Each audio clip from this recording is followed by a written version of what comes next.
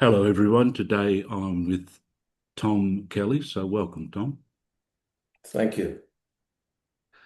Tom, when we were speaking before the podcast, I was thinking you've had an incredible journey in a way, uh, a lot of exposures when you were younger at Esalen, and some incredible people like Fritz and Laura Perls and Reich and therapy and R.D. Laing, and then later on moving into the corporate world and carrying some of the Jungian material or archetypal material, let's say, into the corporate world. So it'd be good to dig into all of that stuff. And Happy to.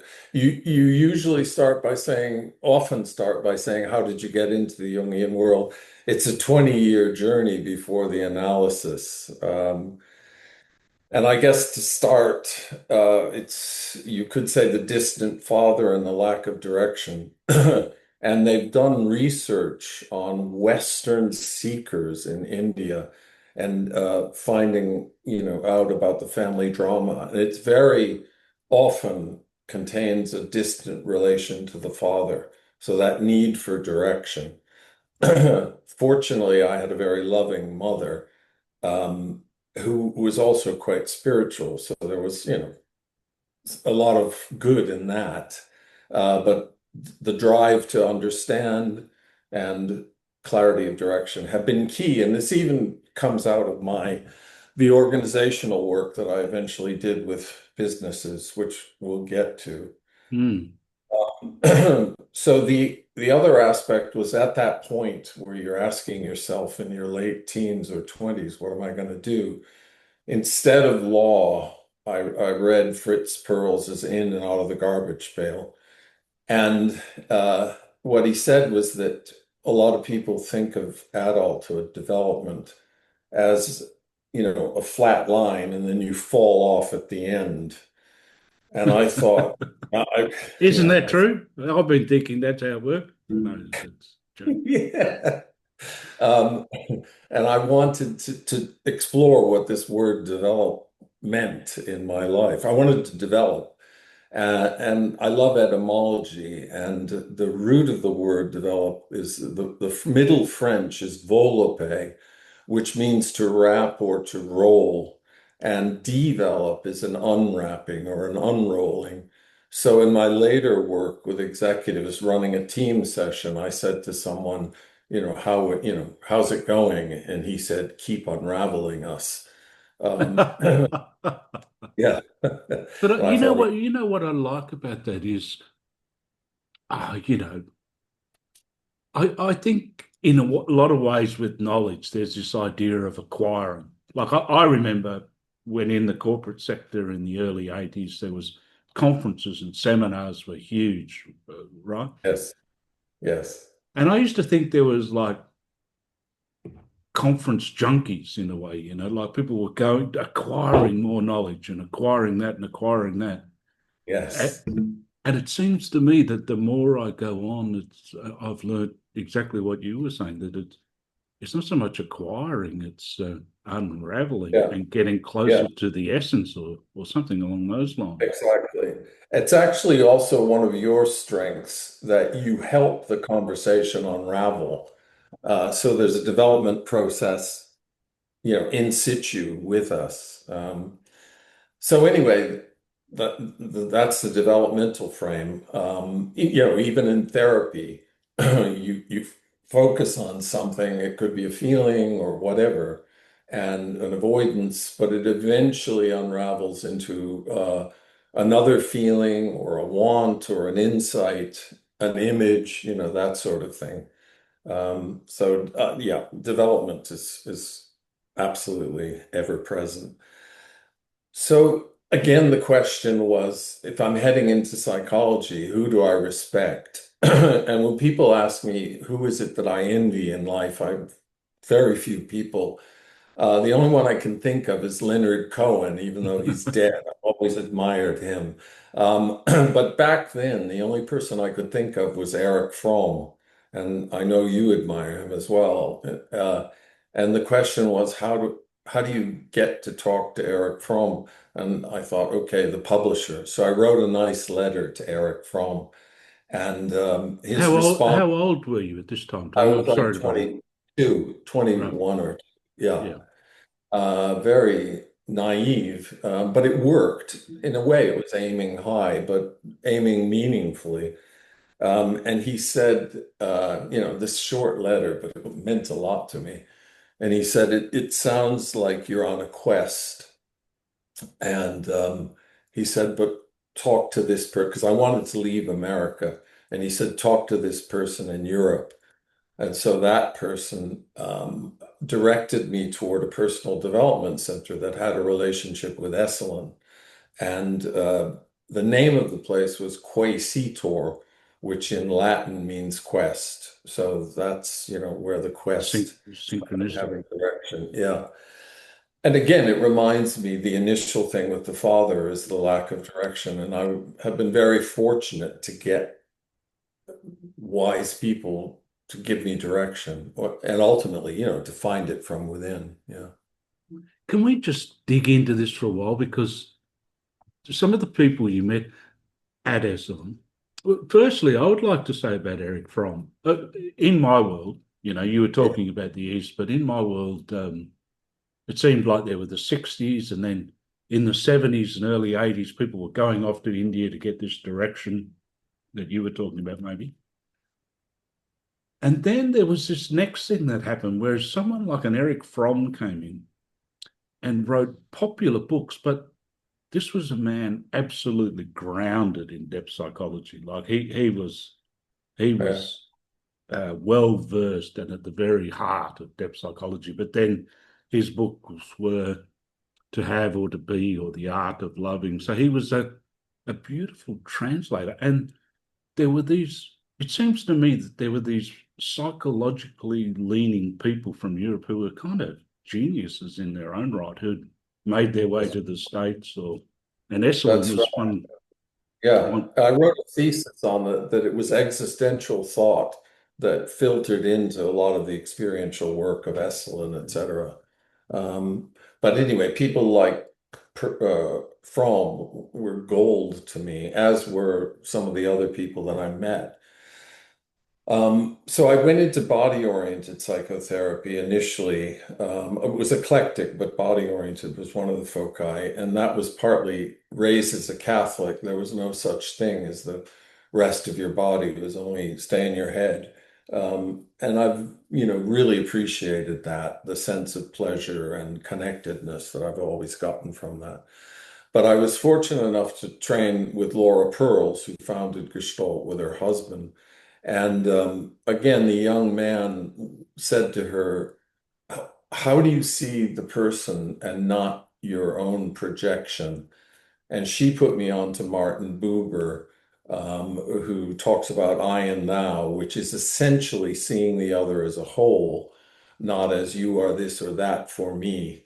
And that was very important to even perceive myself at that age as a whole and to see others as a whole.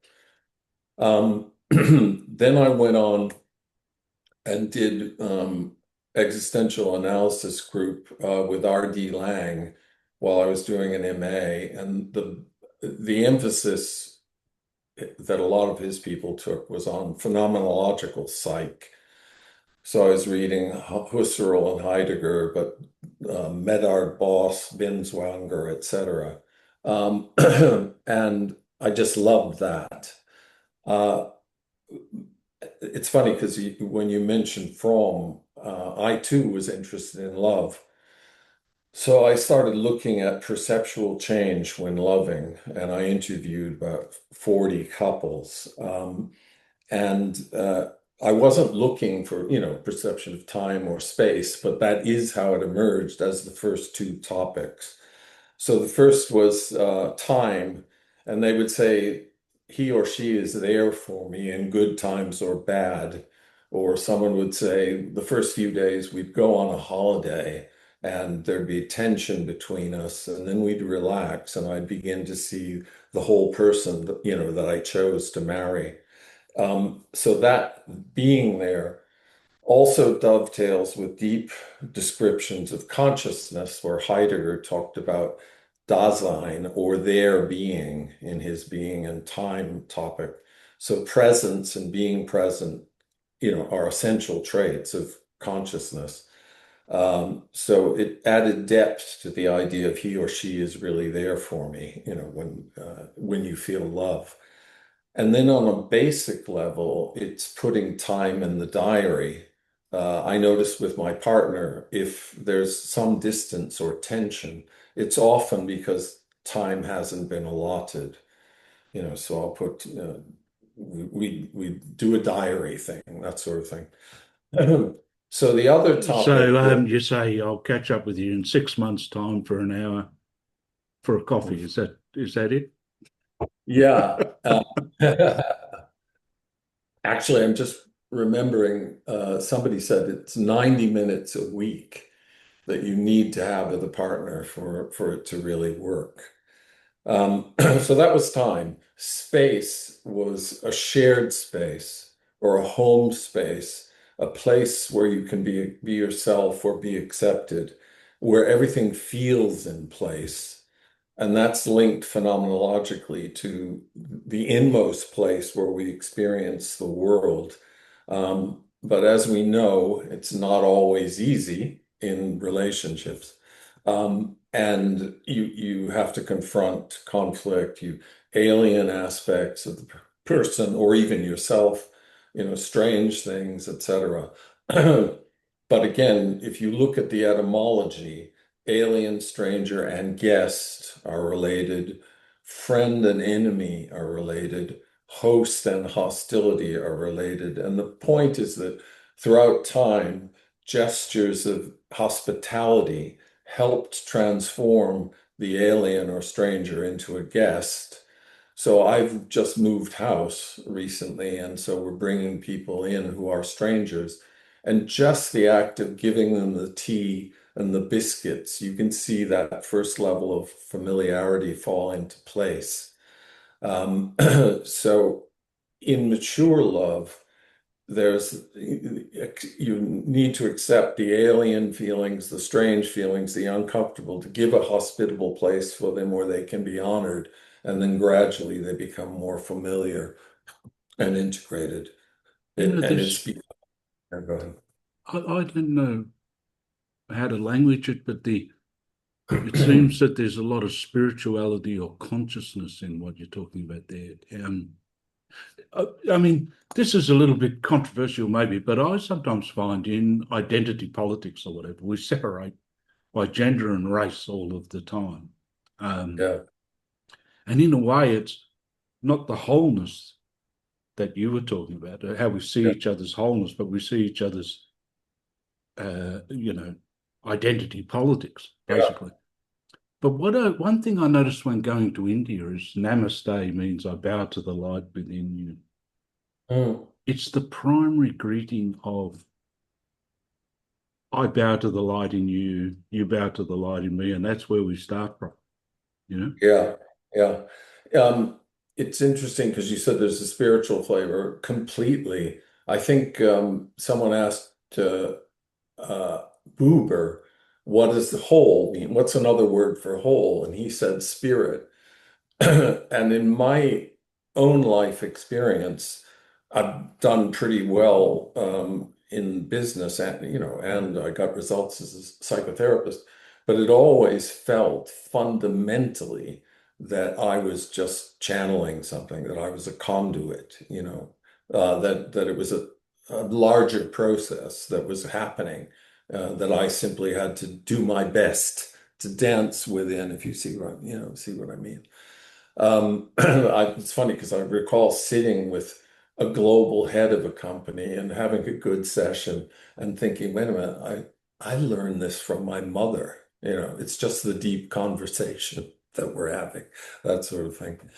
So to finish up on the love thing is that the perception of value was the next. So time, space, the perception of value.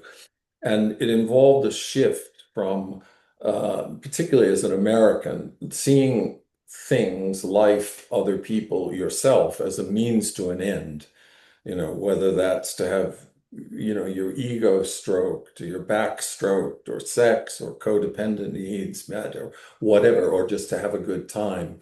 And in the shift to love, that it was perceiving self or other or life as simply valuable in itself. Nothing needs to be added or subtracted from the moment. That's beautiful. That the value is inherent. And I still use that if I'm like if I'm coming down with an illness, because the instinct is to get rid of this is awful. But if I stop and say this is valuable in itself and focus on it, you can already feel the biochemistry improve. So, and then, They're what are they? Deceptively deep lessons. yeah, You exactly, know. exactly. Um, I think I said earlier that there were times where I wish it helped my love life better, but thankfully, as I've gotten older, these principles have worked. And a final one on love was that when people talked on a bodily level, what they felt was a combination of being both calm and excited at the same time, which is a lovely polarity, I think. It's funny because you mentioned R.D. Laing in this, and I hadn't associated him with that kind of, if I could call it, Bavarian thinking. Um, Yeah. I kind of saw him as, well, people might think there's something wrong with them, but there's actually something a bit crazy about the world. And he Yes. brought that Yeah. to our attention. Very much. But for me, there was the need to sit at the feet of the wise man. And of course, you see the feet of clay. But yeah, there was a strong emphasis on existential phenomenological thought. Yeah. Okay, so then I started to move toward the business world because I wanted babies and home, etc. And that also, which I'll cover, but that also funded a long Jungian analysis, and which, let me be clear, to me that I always felt that Jung was the most comprehensive, and the analysis definitely outdid the other experiences that I've had. Sometimes I say it cost me a lot of money to connect to the divine, but it was worth it. So, you know, and so, and my analyst was a training analyst. I worked with him in Oxford, but he was a training analyst first in Zurich with Hillman. So he was really good. And classic working on the shadow, working on the inner feminine, the self, getting to moments where you begin to get a glimpse of self with a capital S, literally that the imagery of the golden flower, etc. I mean, I can give some dream images that point to it if you'd like. Yeah, absolutely. Um, So yeah, go ahead. just one thing, Tom, for 1 second. I need to pause for just 1 second Oh, because I've left this heater on and I'm starting to fade away. no problem. No problem. So can we go into some of those dreams or Yeah, images? sure, sure. So there I am, a relatively young man working in the consulting world with a three-piece suit. And that's before the dot-com revolution kind of changed people's style. But it felt very real world, although I ultimately really appreciate all of that work because again, I was young and all the therapy felt too rarefied, actually. So it got me into the real world. But in the dream, I'm holding a bowl, and there are these dirty, filthy coins with, the cuts around the edge. But they morph into the Holy Eucharist, or the wafer you get in church, and then it would morph back to dirty, filthy coins Oh, and that's back. good.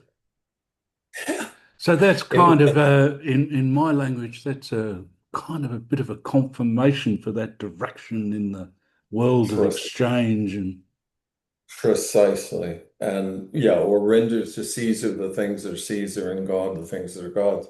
But that they were connected and that I had to keep the connection.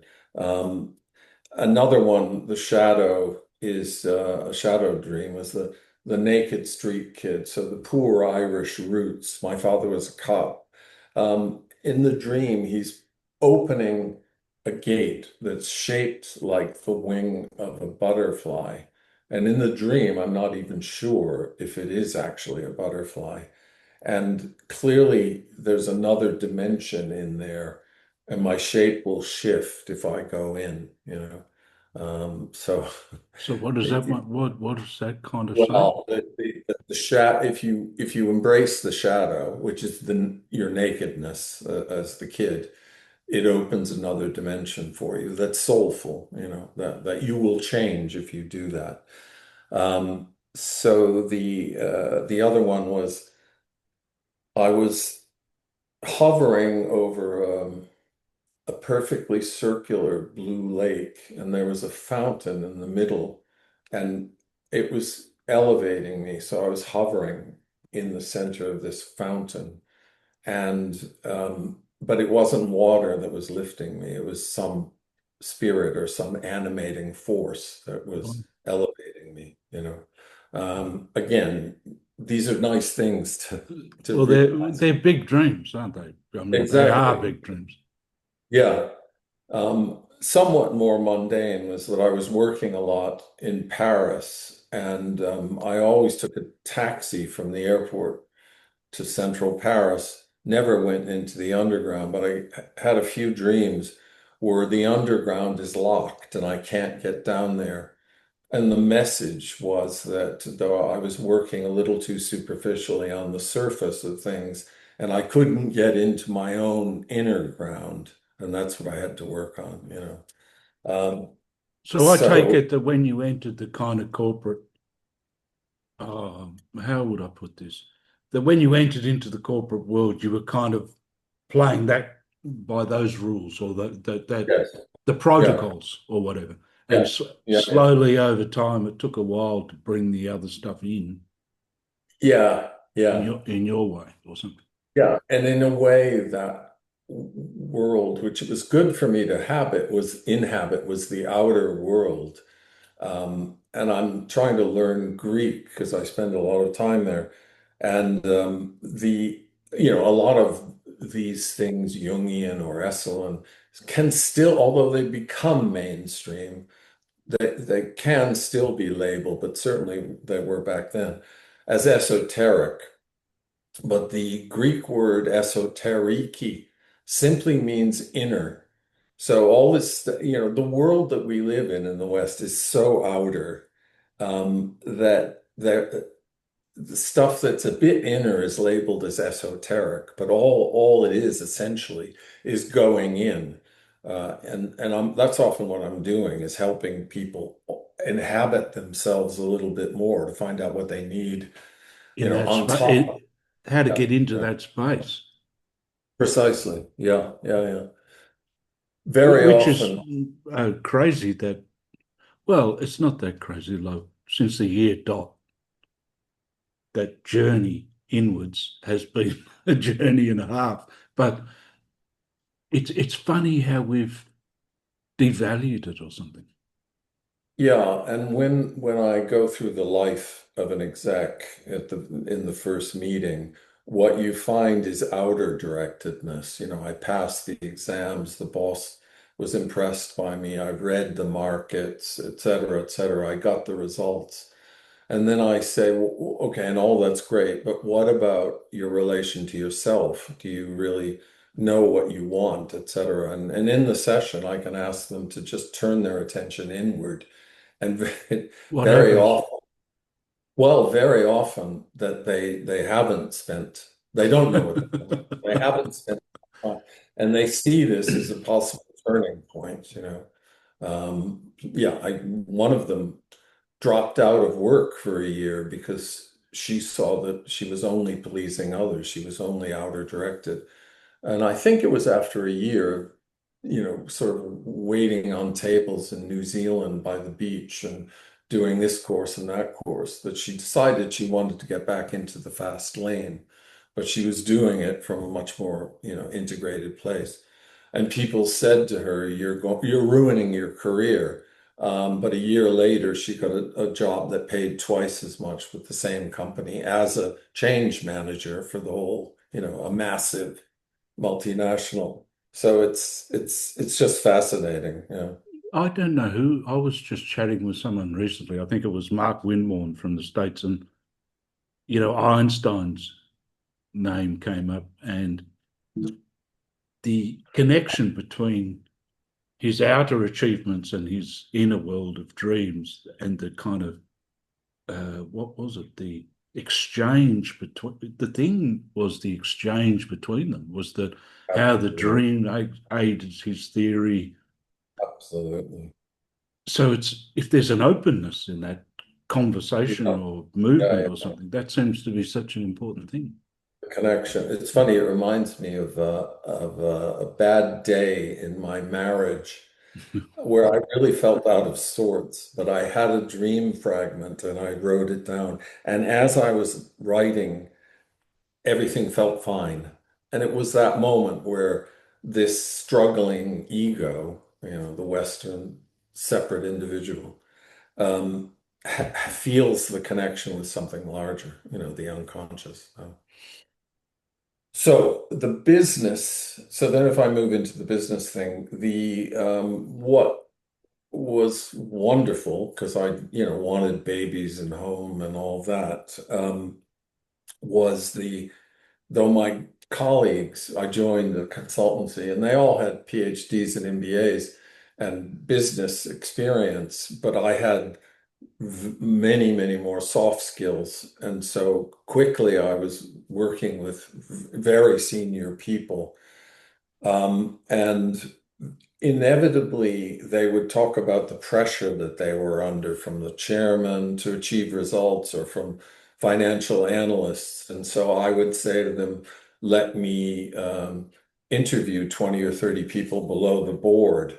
And I was delighted because even though I had little knowledge or interest in business, I had had a lot of behavioral experience, and I saw a fractal pattern that seemed to apply across sectors or industries. And it's partly strategic, it's partly behavioral, it's partly hard, it's partly soft. There's definitely an archetypal dimension. It's masculine and feminine.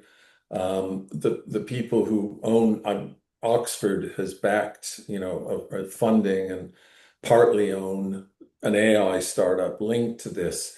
And so my colleagues don't want me to reveal too much about it, that what it went into the algorithm, but I'm happy to talk about it in archetypal terms. But this pattern, if addressed, tended to improve performance, and it wasn't terribly complex, and it improved staff engagement. But Um, can I just ask? I mean, just tell me to bugger off if you don't want to answer the question. But uh, what you seem to be saying is that there are elements of the masculine and the feminine. So how could you just give us a little bit of an insight into organizational life, how the uh, masculine and the feminine would be important? yeah, absolutely. Well, very often what you find is that uh, I'll start by saying if we look at Genesis, Western history, in the beginning is the Word, which is the ordering principle of consciousness in us all. It's embodying something world creating or godlike. So uttering that is to, your kind of it's speech and the capacity to tell your own truth. And that's what we're doing. We're getting people to be honest because very often in business, they're afraid to be completely honest because their livelihood depends upon it. But that logos in the beginning is the word, is the ordering principle. And what orders us is in even research on perception, perception is always moving toward what's most important. Although we can lose track of what's important. And that's what happens in businesses, like in our own lives. You know, there might be three priorities that if I followed, I'd have a great day, but I tend to get pulled into whatever online stuff or issues or something like that. But it's the same with the business people. They get 50% at least of a top executive's time is wasted on inessential stuff. So the logos is you're getting them to be more clear about what's most important. And when they do that, but in this case, with this new AI thing I'm doing, it's for the whole organization. The whole organization speaks. So you can have hundreds of people. And if the top person, you know, you feed that back to them, and if they then start to home in on what's most essential, what they're really about, the three, four, five things, and the It's whole, kind of like purpose, values, vision. Very in what looking back to my time in the yeah, corporate world, it it's that part of it's dealing with the logos that you're talking about is dealing with the spirit bit of it in terms of where are we headed, the vision, the values, the purpose, yeah, and it's from the conscious mind in a way, isn't it? yes, yeah. And there's a phrase called the line of sight. So anyone in the organization, if it's really working, has some sense of how they relate to those higher level values. And it's fractal in the sense that it applies to each of us. That again, if my priorities that day need to align with the overall priority, and or my department, et cetera, et cetera. And when that's moving in place, people feel better. But you always find a feeling dimension when you're doing the diagnosis, like they're not listening to us enough, or they're not doing development for us, or there's pay issues, et cetera. And if you include that as part of what needs to be addressed, then the whole thing moves much more quickly. And it surprised me how simple it was. I don't mention masculine and feminine to my clients. Generally, I might in a one-to-one coaching. But there's a simplicity there that's delightful. And so the feeling is eros. So there's logos and eros in it all the time. Um, So yeah, that and it, eros is a feeling connectedness, isn't it? It's like, this is on a very basic level. When I first went up north in Western Australia in the mining industry, the iron ore industry, you know, uh, it was just at a time when it was changing a bit because it may have been 94% men. And they're very yeah, good at being very clear, you know. Someone will say, I like you or I don't like you or whatever, like it's very straight and clear. And, if someone wants to tell you to bugger off, they'll tell you. yeah, But it kind of was such an incredibly masculine environment. yeah, And there was seen as the need to bring a lot more women in to kind of soften it and to get some yeah, kind of. I, yeah, I know this is dangerous because it could be considered as stereotyping or something, but it seems that there's a whole other set of resonances which you take into account when there's a more feminine element or something. absolutely. What it reminds me of is my best client. It's the one I mentioned who took the year off, who has really got into development. Through that network, I ended up working all over the world. It was tremendously valuable. I think the research says you need three women in a top team for it to be truly transformative. Otherwise, the woman is the exception that they play off of, that sort of thing. Um, but I can only say I look forward to even more women, taking Yeah. charge. Well, when you were talking about your own strengths, like a lot of Yeah, it's that side of it, isn't it? oh, that's right. Yeah, That openness or receptiveness or that's right. something. Yeah. Yeah, that's very helpful. But I also appreciated, given my distant father, hanging out with more men. And you find that the best ones, yeah, you do find that the best ones have a really good social sense or emotional intelligence, you know. So anyway, so that I always knew that, because the method worked. I mean, I was really fortunate that I was working with the top person and there was trust there. And so they would do what I recommended, and it led to quick results, which was quite, and there are testimonials about giving vouchsafing that. And then that's how it dovetailed into AI. I always knew that I could get way beyond 20 or 30 people. And so we just did one with World Health Organization. There were 150. Did one with B Corps, and that was another 150. And so, yeah. And Do you understand how AI is going to change it? I mean, I know this isn't just talking about your no, particular contribution, yeah, yeah, but yeah. do you feel that you've got a sense of what's happening with the whole AI revolution? I, I don't, because ours is different than ChatGPT. Ours is a secure data set based on 30 years of me taking verbatim quotes Yeah. of people talking about what worked and didn't, how the leader was good or bad, what their vision of a future, a better future would be, etc. So that was the initial data set, and now we just take in other people's views.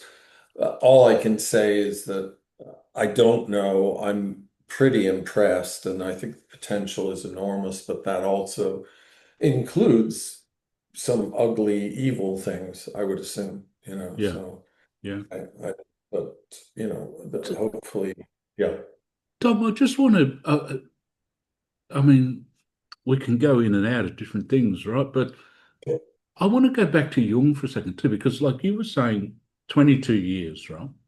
So yeah, what, uh, what's the main things? What have you taken from Jung? yeah.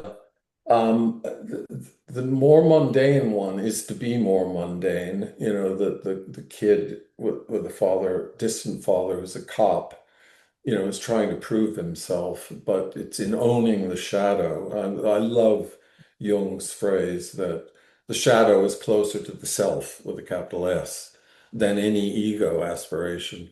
So it's accepting the lower place and vulnerability, but really the prize is connection to self, the deeper connection through feeling and going in that direction. I remember 4 years into the analysis, my analyst, I was shaken because I was going through a divorce, and him encouraging me to go into what I wanted. And, I had done assertiveness training courses, so I could do that on a head level, but he was really pushing to go deeper. And the first thing I knew that I wanted was that I did not want the dog to come with the kids on the weekend. We were separated because it was just too much. But the more I stayed with it, the more that inner process began to lead to something that felt timeless and blissful and that sort of thing. And that has stayed with me, how to get there, that sort of thing. So Mm, I think, does Jung call it a heuristic device? It's just been a very useful way to understand reality. I'm not saying it's the only way, but mm. it's really worked for me. Tremendous respect for it. Yeah. And one of the things you like to say is the truth sets you free, although I don't think you came up with that. Someone did come up with that some time ago. Um, Yeah. how and why and how in organizations? Because Does that be because great? Yeah. No, no, it's good. Um, you really have to give some of these really high performing organizations credit because they take feedback very seriously from customers, and they're learning to take feedback from their staff. Senior people can be in a bubble and think that they're running the business, but actually it's the people on the coal face that are really, make the difference. So there's that, and there's the other notion that there is no such thing as complete honesty or complete openness. There are always degrees of openness, and you're getting them to up the degrees of openness. And usually, in terms of learning for their direct reports, they have to give you positive feedback and developmental feedback. So a way of making people again are afraid to give negative feedback, but a way of getting around it is, in addition to the positive, would be to say, but what I'd like to see more of or less of from you is this, and it still gets the message across. But it always comes down to what's the truth and how close can we be to what's really happening. And the closer they get to it, the more they correct their course correction. So part of it is when you interview people, that's done anonymously, I presume, initially, right? Definitely, Yeah. definitely. Yeah, And that's yeah. what frees the truth a little there. Yes, yeah. But But in team sessions, you'd also facilitate, you get them to be honest with each other, I remember in Italy, in Rome, going to uh, the statue.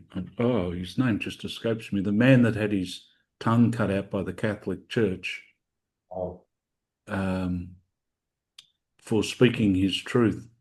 And yes, it was a realization of just how dangerous, how dangerous it can be too. Like it's such a big issue of this telling the yeah, truth, But yeah, it there are vested interests, aren't there? And it's not yeah. kind of all hunky dory, to say the least.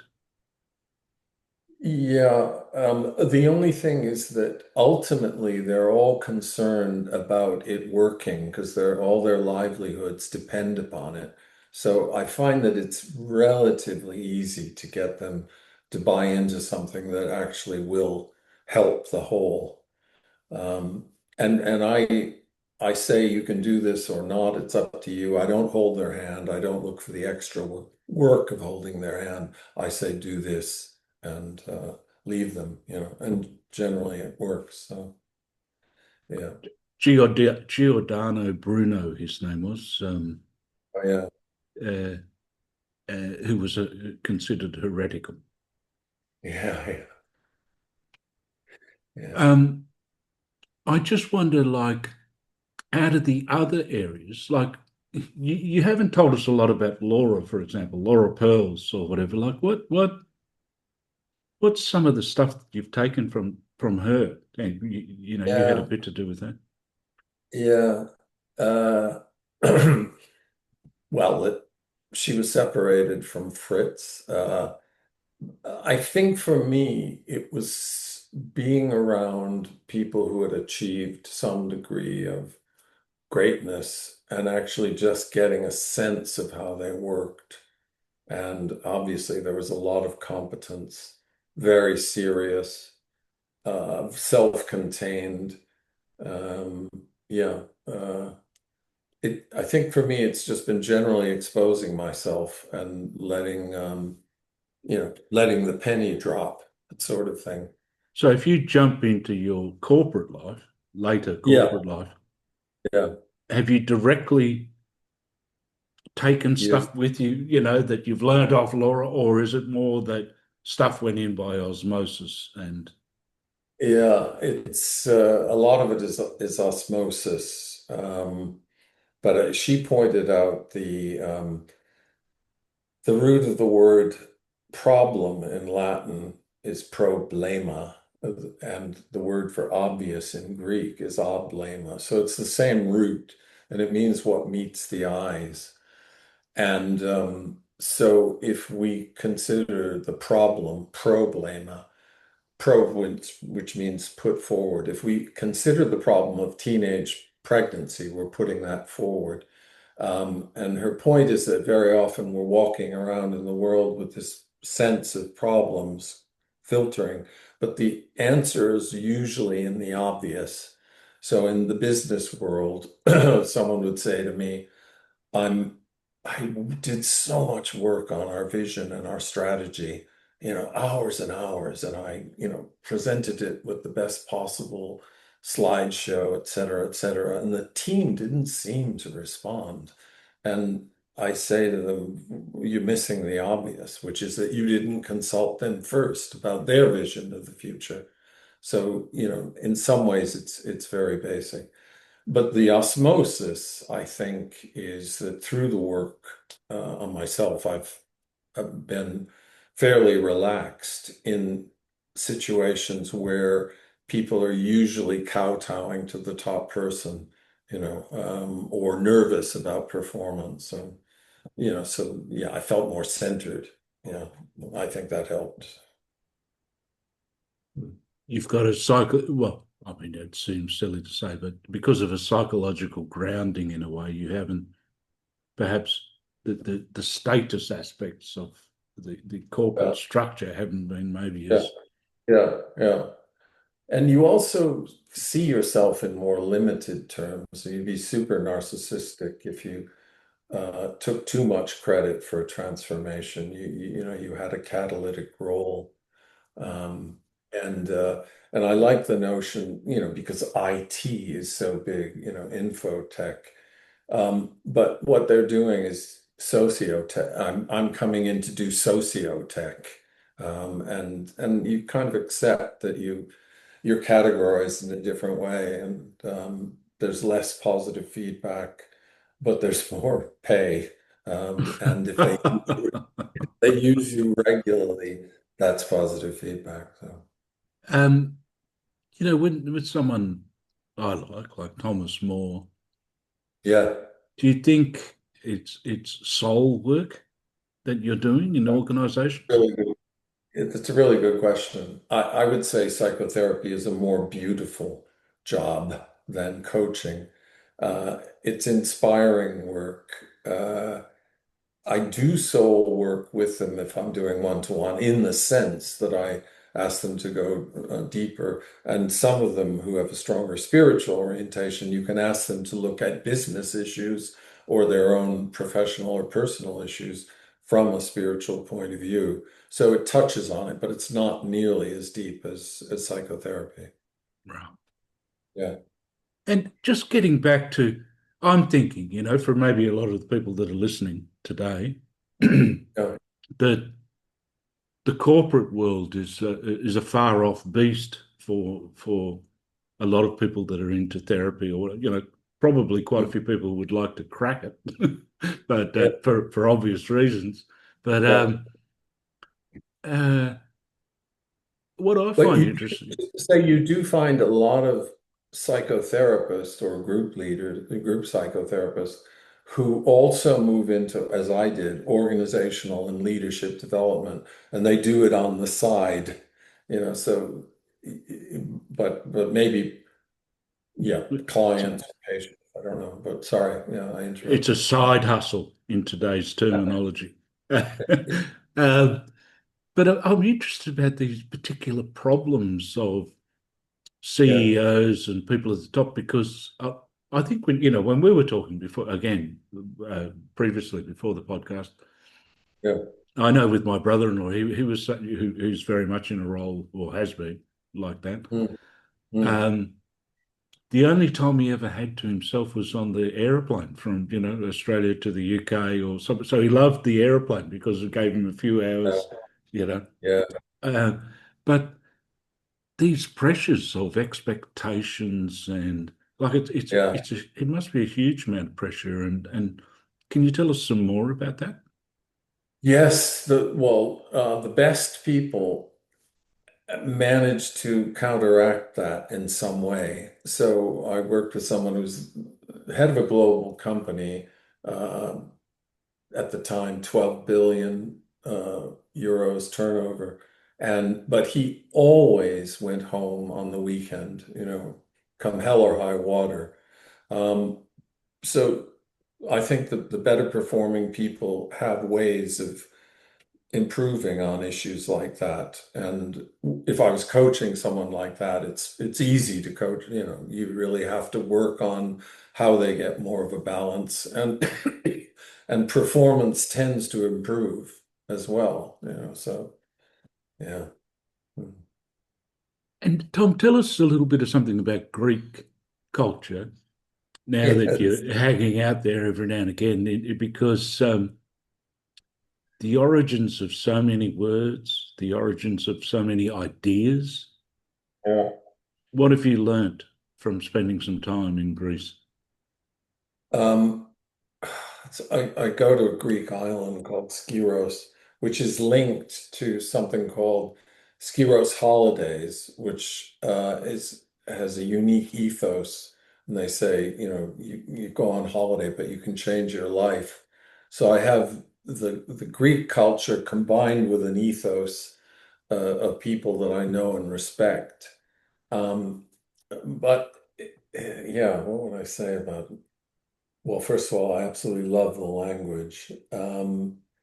And there's a kind of politeness about the Greeks, but it's, walking down side alleys that were related to in the Odyssey. So there's a tremendous sense of time. So you get into that timeless time or archetypal time. But because I'm semi-retired, but I still do coaching, and because it's Mm. all online now, I can stay there longer.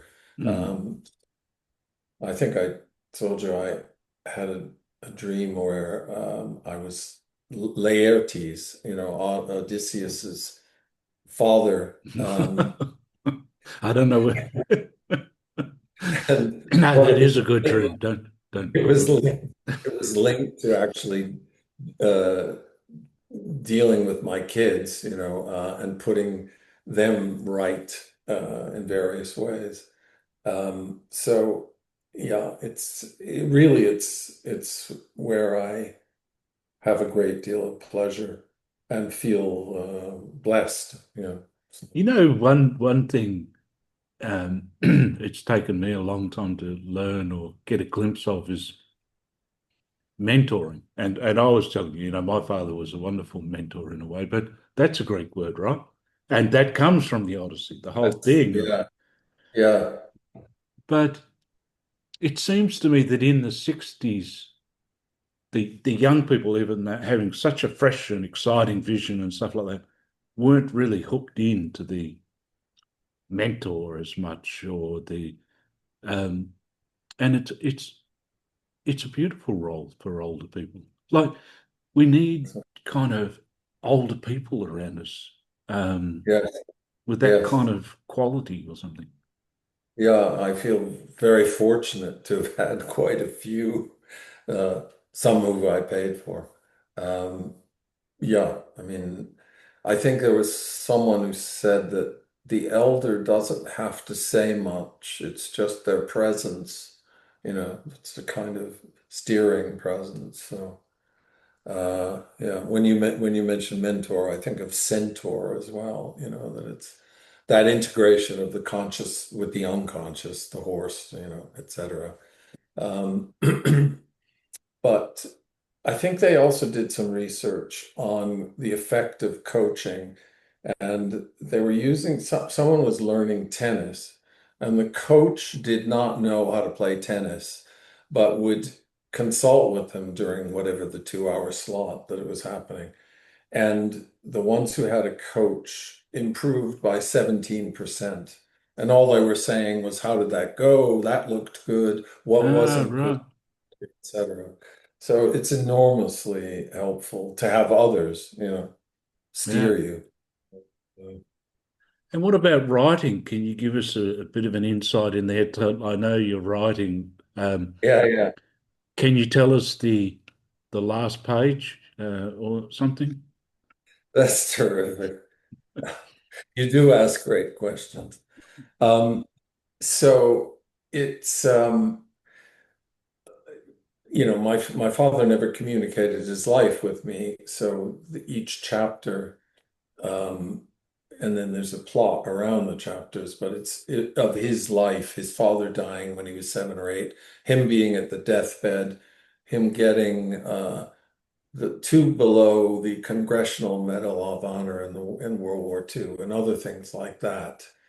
But the son who's fled America has to come back and look for the father's gone missing. And so he's encountering all these his own shadow in unsavory people in difficult situations. And he eventually finds the father. My father actually killed himself, but I've rewritten the story so they do connect. And the last couple of lines are the reader has seen the father's story, but the son hasn't, although he's pleased to meet him, et cetera, et cetera. Notices things like he starts to speak like the father, having had highfalutin words. But the last lines are the son saying to the father, "Do you think you could tell me your story?" And he said, "I'll try," which could mean it won't happen, but it has kind of, real life quality to it. Do you think, well, a couple of questions. I mean, like Catholicism, firstly, has that had a big influence on you? And B, the US, because you've been away from the US for a long, long time, haven't you? Do you Yeah, travel, do you travel to the US much? I used to, less so in the last few years. Because I have work over there. It's funny, I dreamt the other day that I was talking to Obama. And in the dream, he was very self-contained, so I have to integrate what that message is. Well, when people ask me why I left the States, I say Richard Nixon, because I was from Massachusetts, which was the only state that Nixon did not win before he was impeached.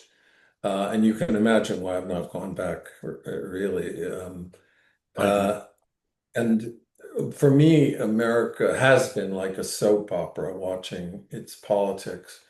But I do go back to Buber because I can get caught up in the Republican and Democrat thing. And that is the more that I stay with the sense of the whole, the whole is greater than the sum of its parts, and the whole is closer to spirit. It's easier, to I live. just think it's one of those, some things are kind of easy to forget. And it's not rocket science in one way. It's kind of like, but to remember that, to remember to think in a holistic manner, because Precisely. the pressure towards splitting or um, Precisely. the polarization is very, very strong. Yeah, I can finish on a note because you mentioned rocket science. The guy who invented scenario planning, I forget his name, was giving a lecture in a big company, and it was Schwartz. what if the price of oil goes up or down, or if there's a depression? How do we react to these different scenarios? And he finishes the lecture and he says, so that was scenario planning. It's not rocket science. And I know because I'm a rocket scientist. Uh, I think his name was Peter Schwartz or someone Schwartz. I think you're right. I think you're Yeah. right. So your business side comes out. It's coming out. Um, yeah, well, I mean, maybe that's a good place to. I know we're getting. I just wonder whether you've got final thoughts. Do you ever go to Zurich these days, or have you been? Uh, no, I think I was happy with the Jungian, he was from America originally, but lived there a long time. And then after he retired, I saw a British Jungian analyst. No, so I think it's more within me, Hmm, the church within, really. hmm. Well, thank you very much, Tom. It's been a pleasure Absolutely. speaking to you. I enjoy your podcast a lot. Keep it up. Thank you.